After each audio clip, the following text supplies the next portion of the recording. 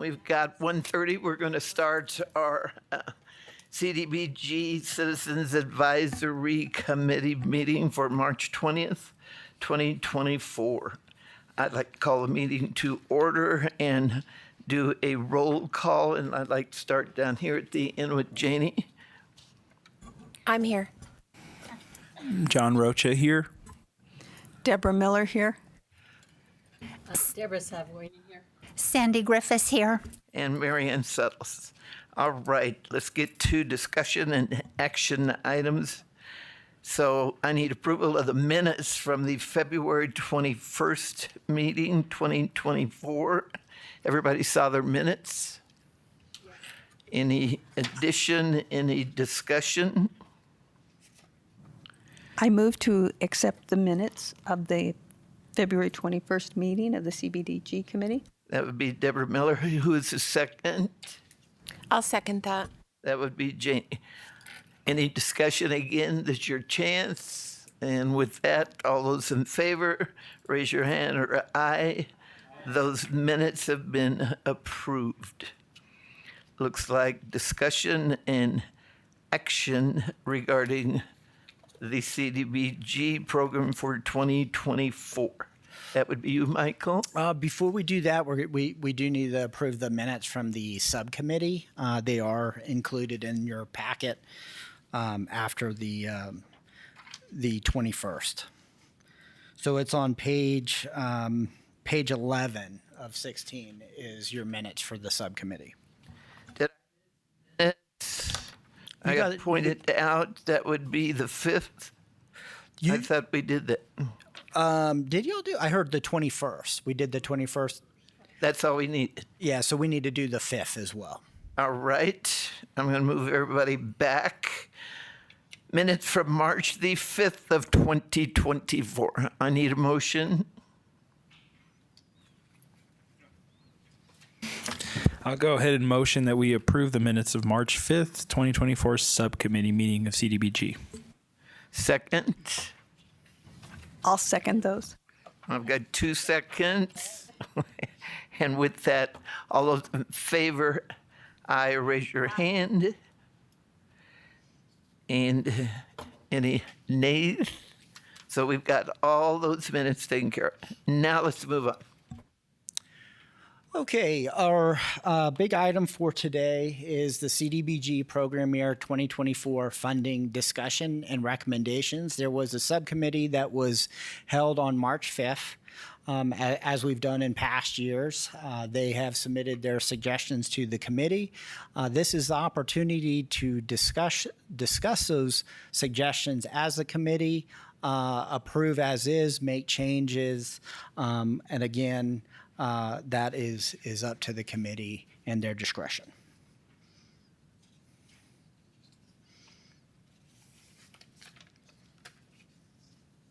So we're going to start with the 2024 construction projects, Michael. Yes, ma'am. That is on page 14 was the ranking of your packet. And I have a PowerPoint for it as well. Just before we get into the ranking, which was done by every member of the committee, this is our estimated funds for program year 2024. HUD has not submitted any estimate to us. We have not received that yet. Usually by this time we do, and last year was $255,000. So we were using $250,000 as an estimate. That's coming from me, not knowing what HUD's going to do. Reason for the delay on HUD providing us that information is it's backed up due to they're still doing their budgets at the federal level, and once that's completed, then we'll start getting our estimates and then our allocation. So it might be a year. It might push everything as we move through the year. So $250,000 is the total. For public service, 15% would be $37,500. Administration is $50,000, and construction a total of $62,500. And then this is our construction breakdown. I have a question. Yes, ma'am. If this is a high estimate or even an underestimate, what will you do with that change? Yes, ma'am.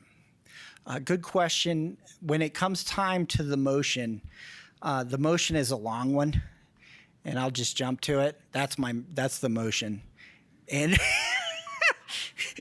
and so it's very, and I worded it in a way to address that exact issue, so that we'll have it in the motion to adjust it accordingly once we get those numbers from HUD. But I do believe, Michael, that that's up to the committee to decide whether we can pre-bake something in, right? I think last year we did something like if it comes out higher, we split it evenly across the board or whatever. Is that still up for, I'm assuming that's something we can decide?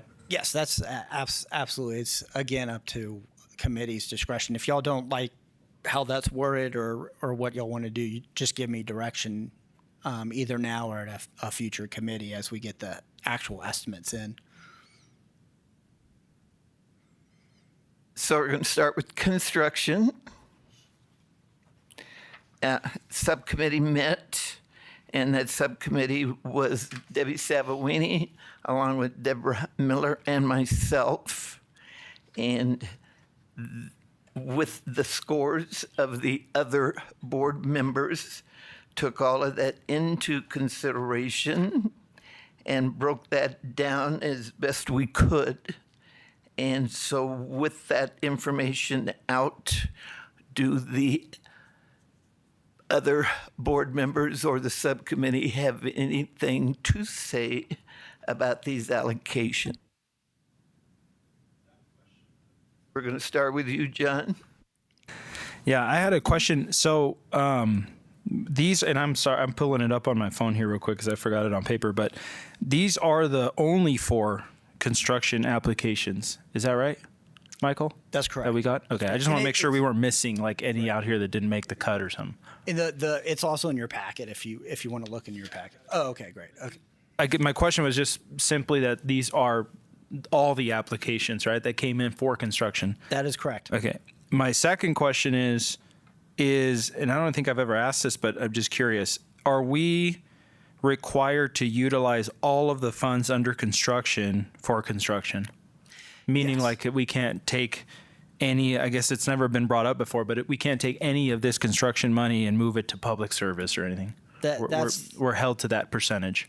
That is correct. The 15% of the 250,000 to 37,500 is as much as we can spend on public service. We can't move construction into public service. Again, HUD prefers infrastructure and construction projects over public service, and that's why we have the breakdown as it is.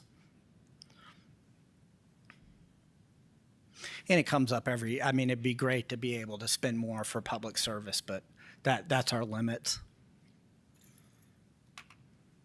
So if you look at the scoring, you'll see the average score of each of these organizations. You'll see the dollar amount that was funded through CDBG. Now I'm going to ask one more time, looking at the scoring and the amounts of money that was given to each of these construction projects, are there any other questions? Madam Chair, I don't have a question, but I have a comment. I feel adamant that the storage shed for the adult center is not an appropriate use of CDBG funds.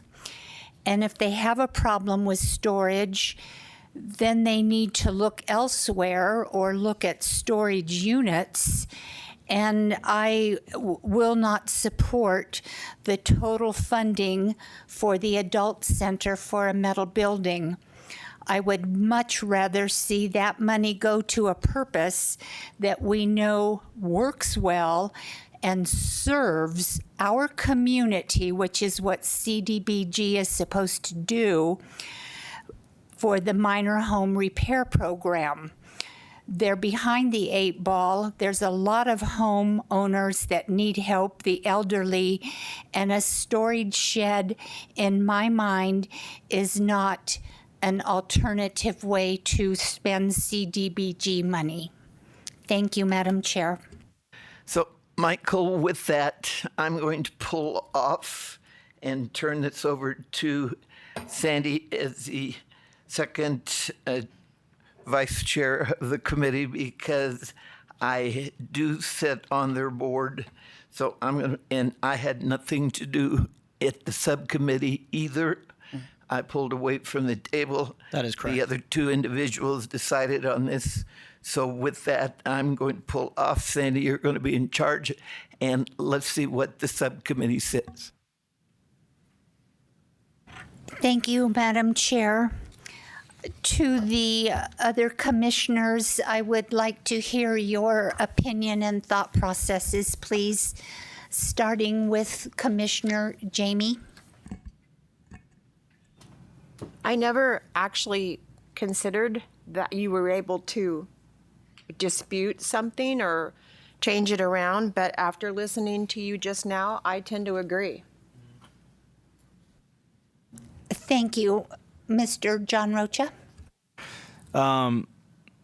There's some mutual ground here with that, because part of my questions were kind of leaning towards that. It's just hard. It's sometimes difficult for me. I've been here a few rounds now, and kind of at the core, there's something that bothers me about this being kind of a city-owned asset. And granted, there's times in a place I feel like to be able to support some of these functions, but I just looked at my score sheet and I had so highly scored the minor home repair program, because it really touched me to hear the life safety efforts and impacts that it had on and it feels like the conversation's always the same about it, that we're always underfunded. So it seems like, man, we would just like to get more money to it and more money to it. And then we got presented on it last time, and I think we all felt this great feeling of, wow, we're accomplishing things for city of Prescott residents and in life safety issues that matter, right? I mean, it's very impactful, practical things every single day that matter. So it is very difficult. And I was asking about the funding because I know that to your point, Sandy, I mean, I would be probably proposing that we take some of that was going to be allocated, and this is me personally talking, from the adult center, and then give minor home repair more of a bulk up funding to go the distance or to have more impact. Now, granted, I don't know if they requested 60. We're going to fund them 60, but I'm assuming there's a way that we can we've been here before, right? We've asked, like, how bad does it look for HUD to see that we're not utilizing it for this year? That's maybe more of a question for you, Michael. But I think personally, as a committee member, that was something already that was bothering me. And so if there's a chance that we could allocate a little more funding to the minor home repair program, I would be in support of that. Thank you, Mr. Rocha, and I totally agree with you as well. This is a city-owned asset, and the adult center, in my mind and in the package, they even reach out to look at other options. And again, a storage shed to store items is not a proactive approach. And with the minor home repair program, with their $60,000, that serves hopefully 12 families. And there are so many additional families in need of money. Ms. Miller, what are your thoughts? Thank you. I sat in on the subcommittee, and I gave my thoughts as to number one, the ranking that came out. So as you can see by the scores, the adult center was the next highest. additionally, in the presentation from the Adult Center, they were able to provide information to the committee that was very clearly stated the number of adults that are served in that center and the need for more space for serving that community that meets our low to moderate income. And their ability to make that a reality was hinged upon being able to move equipment and sources so that rooms would be freed to service the low to moderate income community. I greatly appreciate that we want to give more money to the minor home repair. When Sherry came in and gave her presentation, she was very clear that the $60,000 was going to be able to help this year based on the number of applications previously and currently. So I agree with keeping that at 60. My thoughts are to go with the funding as presented to the committee. Thank you. Ms. Zavawini? So if the city owns this property, yes, but they also own streets and other things, and we support those kind of renovations too. So this serves a lot of people. I mean, we are fully funding the minor home repair, which I absolutely think needs to be done. If we're going to move something, I move it from Polaro Health. I mean, they're a large entity. And yes, they're just making it an inroad into our community, but they're private. Mr. Rocha? Yeah, thank you. Yeah, that's a good point that's been brought up too, because I had very low score for Polaro. And again, it's the same rub of like, okay, you have a very well-established, financially positioned organization, and it seems very much like, I mean, we're doing asphalt removal and paving. I mean, that to me just strikes me as like, this is just property upkeep, which after looking at financials and seeing that, you know, how well they're doing, it's just hard to be able to just say, well, let's just give them half of what they asked for or whatever, especially when it comes down to these moments where now we're trying to figure out, you know, where's the most impact that we can do as a CDBG committee. And I agree. I mean, obviously how committee member Miller laid it out, I agree that in the sense the Adult Center did provide very clear metrics of how impactful that is to the community. I know personally I have to get over the fact that I want to treat it as like I want to treat Polaro. It's a city-owned property. You know, can they kind of figure this problem out for themselves kind of deal? But I do agree. I can't bash the fact that it is impactful to the community. That's for sure. But I would entertain maybe something on the Polaro side on revamp or, you know, modifying kind of that funding. And again, going to supporting minor home repair program rather than asphalt paving. All great points and good conversations. Polaro Health, yes, it is upkeep. I see that the subcommittee donated or approved $10,000. So are we thinking to remove that entirely? Are we thinking about giving them half of it? Are we even thinking about reducing the adult center? I know that the adult center gave very good references and points. However, not everybody that goes to the adult center is low to moderate income. I've been to classes at the adult center, and we do other community folks attending those classes. So I don't know how they would separate that. Maybe they look at a storage shed somewhere and not a metal building. Maybe the city has some property that we could put a Connex box on. Personally, I cannot support the full amount to the adult center. I like Mr. Roach's idea and the other members of maybe taking some money from Polaro Health and moving it to minor home repair. What are those comments? Miss Janey? I do feel like it would be beneficial to give money to minor home repair. Where it comes from, I'm not quite sure that it would make a difference to me.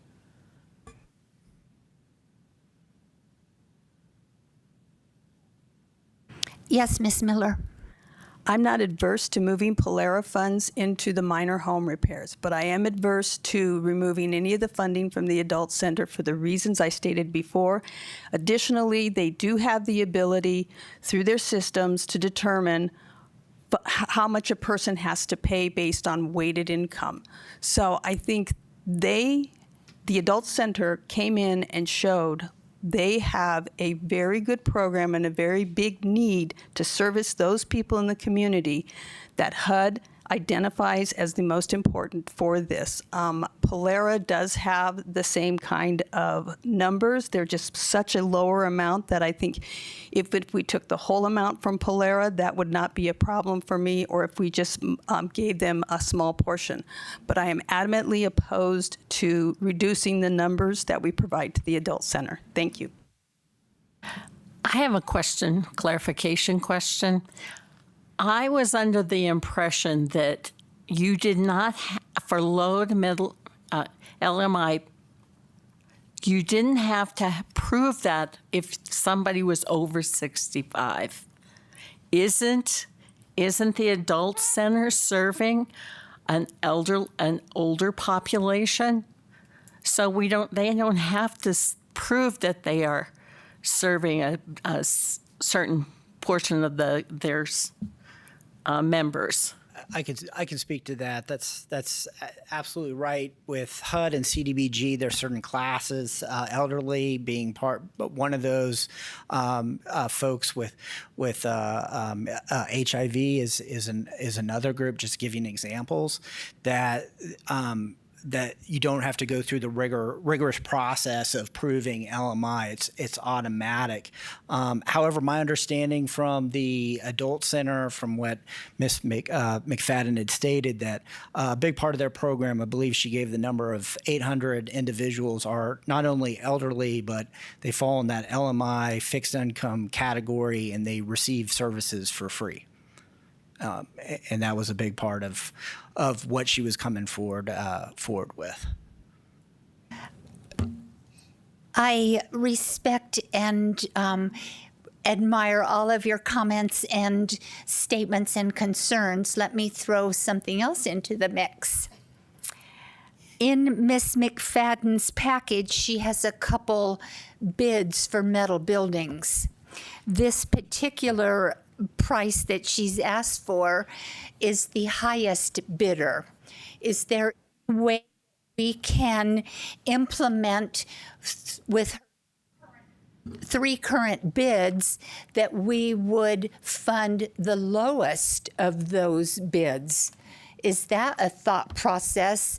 And then if that's the case, can we take the rest of that money and process it over to the minor home repair program? Sir. I have a comment. If you look at her budget, $35,000 for the shed, $6,000 for installation, $15,000 for concrete slab, blah blah blah, $4,000 for permitting. In my thought that we'll get that $15,000. No, 42. I mean, that seems really reasonable. Having previously worked for an agency that had to rely on taking the lowest bid procured, I believe having much knowledge about taking a lowest bid, you don't always get the best quality, and in the long run, it costs you more. So I think we would be pushing off onto the adult center costs that they may incur that may not be able to be met. So again, I reiterate, fully fund what is here presented. Totally support the lowest bid. I work in that environment, so I know what it's like. Just thinking outside of the box. I have to make a statement here. We can't focus on a decision stating that we're going to fund the lowest bid. We need to hear a specific amount. Can't be associated with a bid amount, if that makes sense. I need a amount, so dollar figures. So. I appreciate and I think we've had some marvelous discussions. Is there a motion that someone wants to make regarding the approval and or denial of these funding recommendations? I'd like to make a motion to approve these funding recommendations with an addendum of reducing the Polera Health from 10,000 to 5,000 and moving that 5,000 additional into the minor home repair program. I second the motion. All of those in favor, I'd like to call for a voice vote, please, Mr. McGinnis. Okay. Did everyone hear the motion and how it was seconded? Any questions? Need to hear it again. All right. I'll start with Ms. Janie Evans. I agree to move forward with the 5,000 being moved to or from Polera Health to the minor home repair. Okay. Mr. John Rocha. I vote no. Okay. And my follow-up question to that would be, can we amend the motion? Amend the motion. So the motion's on the floor, right? And we're voting on it. I need Mr. George's expertise on Robert's rules. You can propose an amendment to the motion. The original motion maker has to agree to that amendment. Otherwise, you vote the motion as is, and another motion could be made afterwards if this one fails. So I just move to propose that we amend the motion to allocate all of 10,000 for Polera Health to the minor home repair program, and then leave all the others as is. Was that a motion? I don't know if I can motion on top of a motion. I don't think we've ever been So here. you're proposing to amend the motion to remove all 10,000. Correct. Yeah, from I feel Polera. better about doing that. So yeah. the question to the original mover is, Oh, do you that's right. support To that? you, Miller. Sorry. Yeah.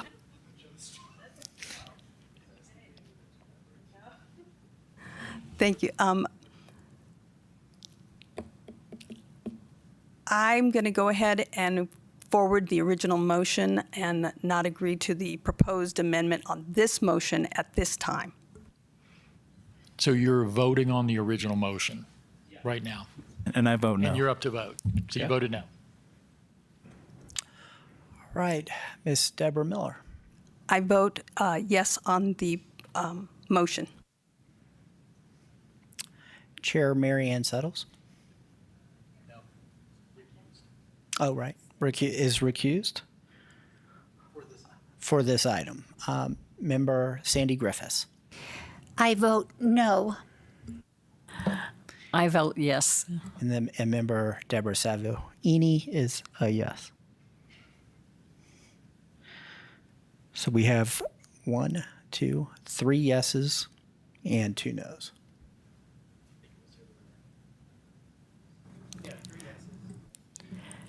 Now can John make an amendment to that motion?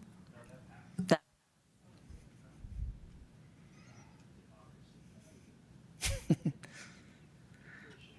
So the motion passes 3 to 2. Understanding of $5,000 will be taken away from or reallocated from Polera Health to minor home repair. Minor home repair program is now being funded at $65,000, whereas the Polera Health program is now funded at $5,000, and that is our construction part of.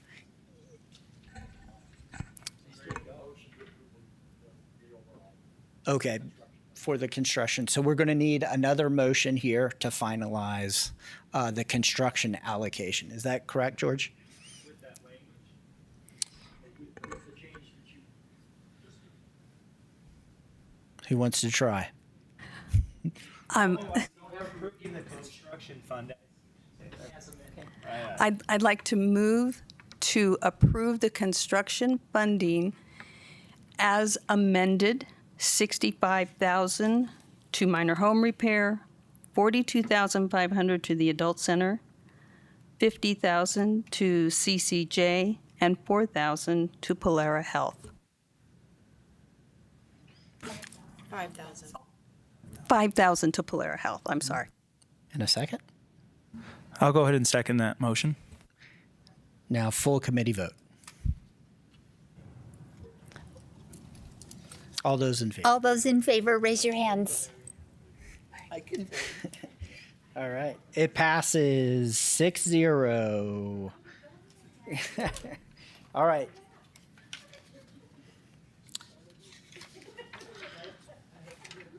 Okay, the next area is our public service. Again, public service, we only have 15% is our total allocation.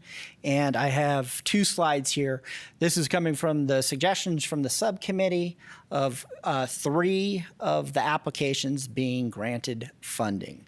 So these were all the applicants that were ranked highest by committee ranking. Each member of the committee did rank all of the applicants for public service. So Those that were not, those that did not receive funding are on this slide, and I can jump in between these slides as y'all discuss. So if I can put a little information out to the members of the board, we chose at the beginning to take those organizations off that we did not think, with the amount of 37,500, was going to be able to even get close to the request. So little by little, we begin to pull them off, and went then with the 3 top, 2 of them being transportation, and then the second biggest winner was the, I hate to say that, biggest point giver was the Meals on Wheels. So with that, we're now open to discussion on this selection for public service. I'm sure there's going to be some discussion on this. Well, I would like just to add that when I approached the subcommittee, one of my priorities was transportation. City of Prescott has such poor services for transporting low-income families, and especially those with medical. And if you look at, we weren't even able to meet their funds requested to equal out the 37.5. And we did feel like there were many worthwhile proposals. It was just not enough money.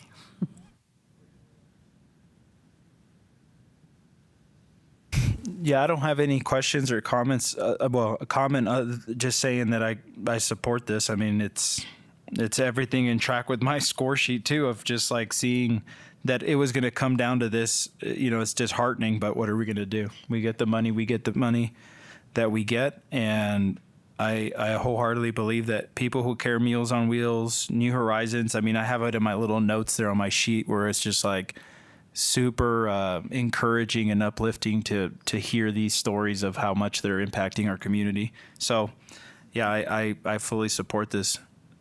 That I will make a motion to approve the public service funding of $37,500, with $15,000 going to people who care, $12,500 going to Meals on Wheels, and $10,000 going to New Horizons. I second that, Madam Chair.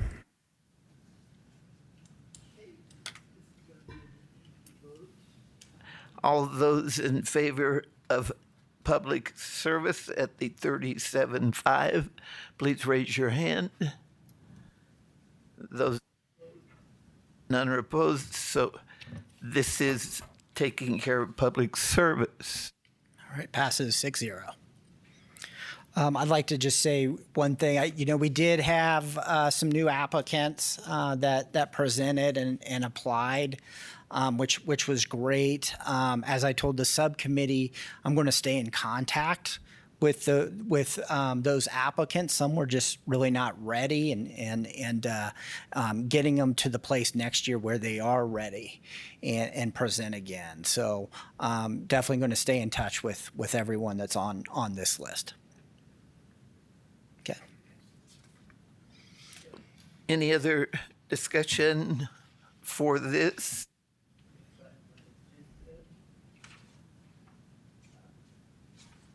Looks like you've got some updates, Mike. I do have some updates. I just want to ask Mr. George Worley, is this motion necessary at this point? Again, it gives. Not based on the two Okay. motions. We'll package them and send two motions together. Okay, sounds good. Thank you. All right, staff announcements. Just a few. Here is the timeline for the next few CDBG sessions. Our next meeting is April 17th, 2024. It will be a public hearing, so it'll be in the newspaper here by April 1st. The reason for it, it's required by HUD. I'll be discussing the annual action plan as a draft. The annual action plan is what I will be, or what we will be presenting to council, and that is the document that gets approved by City Council, which I then forward to HUD to receive funding for the CDBG program. So we'll be going over that. We'll also have new CAC members. There will be a total of 3 new members here. There's actually a couple in the audience today. And with those 2 members, going to do a training workshop, something just kind of a refresher on all things CDBG. May 15th is another CAC meeting, maybe some more training. And at that point, we're going to talk about some maybe goals for a program year 2025. May 21st is when we're going to shoot for getting the annual action plan in front of City Council for approval. And then into June 19th, there'll be a CAC meeting talking about our CAPER. CAPER is our end of program year kind of update, for how are we doing, how are our subrecipients doing, and that is also a document that goes in front of council and then submitted to HUD, a way that HUD keeps us accountable towards the money they send our way. Any questions about the timeline? Okay, so my final staff announcement. It is to 2 members that have been with us. I'm just going to read a letter to each one of our members that are going their separate ways from the CAC meeting, and then anything the committee would like to share as well. This first one is for Sandy. Okay. Thank you for your many years of dedicated service on the Citizen Advisory Committee. Your contributions to the Community Development Block Grant Program have truly been invaluable and will be sorely missed. Throughout your tenure, you have brought a strong and passionate voice to the committee. You have been our firecracker. Your insightful questions and inquisitive mind have enriched the committee's deliberations over funding decisions. The community development projects that have come before the committee have benefited greatly from your thoughtful evaluation and scrutiny. We particularly appreciate your caring approach and genuine passion for ensuring CDBG funds create maximum positive impact for Prescott residents. Your good humor has always helped make the committee's work both productive and enjoyable. Sandy, your longstanding commitment to our community through this committee is commendable. As you depart this role, please know that your service has made a real difference. The CAC thanks you wholeheartedly and will miss your dedicated involvement.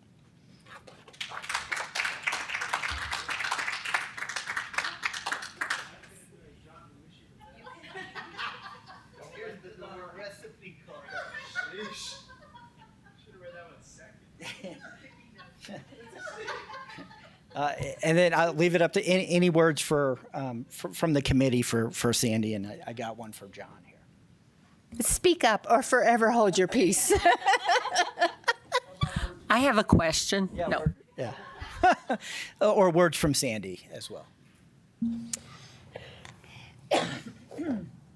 I knew this day was going to come. I didn't think it was going to strike me in my heart like it did. You are all magnificent, and I love and adore each and every one of you, and you made my life better. And we're still connected. We're in this community. And if you want me to send you a cheat sheet of questions to ask, just let me know. I will help you. I mean, a boilerplate. You all mean the world to me. Thank you so much. Thank you. Okay. Okay. This one here is for Mr. John. Mr. John Rocha.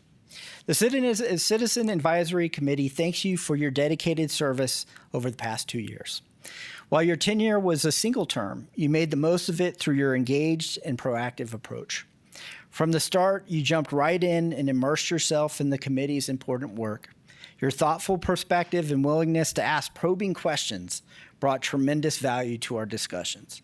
We appreciated your inquisitive nature, highlighted by your rivalry with Sandy on who could ask the most questions. More importantly, your commitment to being an active, involved citizen exemplified the ideal of service to one's community. The energy you brought to the committee enriched our efforts to thoroughly evaluate projects and ensure CDBG funds achieved maximum impact for Prescott residents. Thank you, John, for setting such a positive example of proactive civic involvement during your time on the committee. Your contributions over the past 2 years made a real difference, and we appreciate your dedicated service.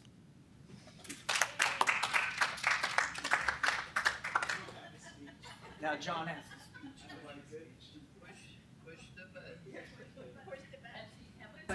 No, yeah. I got a question, Michael. Yeah. No, I will say that it was truly, I think stepping into the role when I first came in, I didn't think, you have doubts of just like, man, will I make a difference? Will this matter? Like, is this just kind of the grinding machine of just civil service or whatever? But I was so wrong. I was really wrong. I mean, what we do here seems to us like it's not a big deal. Maybe we're just humble people that are just showing up and serving our community. But in fact, it all came full circle to me when I was hearing presentations about just the great work, and kudos to the folks that actually do the work. We're here just to support them and to encourage them to keep fighting the fight and keep doing it. But it was full circle for me at presentations where I was like, wow, I mean, there is a lot of good going on in this city. And quite honestly, I tend to be on for whatever, maybe it's because of the industry I'm in or whatever, but a lot of it is negative. A lot of it is like, what is all broken? What does the city not do here? And what is it, whatever? And we get into this like cycle of doom, but quite honestly, this is refreshing to be here. It's refreshing to know that there's still very good people in the city of Prescott. The city of Prescott is still engaged enough to even have us here to deal with the hassles of HUD funding and Michael dealing with his everyday struggles of doing that. And for the sake of, it's not the money we want, but it's the money we get and we use it, So anyways, thank you guys for letting me be a part of this. Appreciate it. I'm going to take a minute as chair and try to explain this board this time and the previous year and the previous year that you folks have been on. You've taken the ownership. You've asked the questions. We start with a project and we have our disagreements, but we all get up, smile, and leave. We're doing something we chose to do. This is volunteer, your time, effort, and so forth. So I'm going to miss you too, and I'm going to put some pressure on the new people coming and the existing board I want some buy-in. And if you don't start asking questions, I'm going to call her.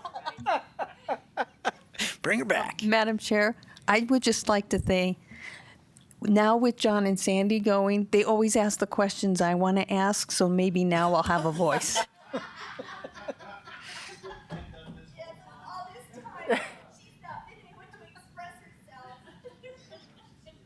All right. So with that, I think we'll adjourn this meeting. Thank each and everyone. We will be back with some new people. Thank you. Awesome. Thank you. 2:16 adjourned. That's what I. So much.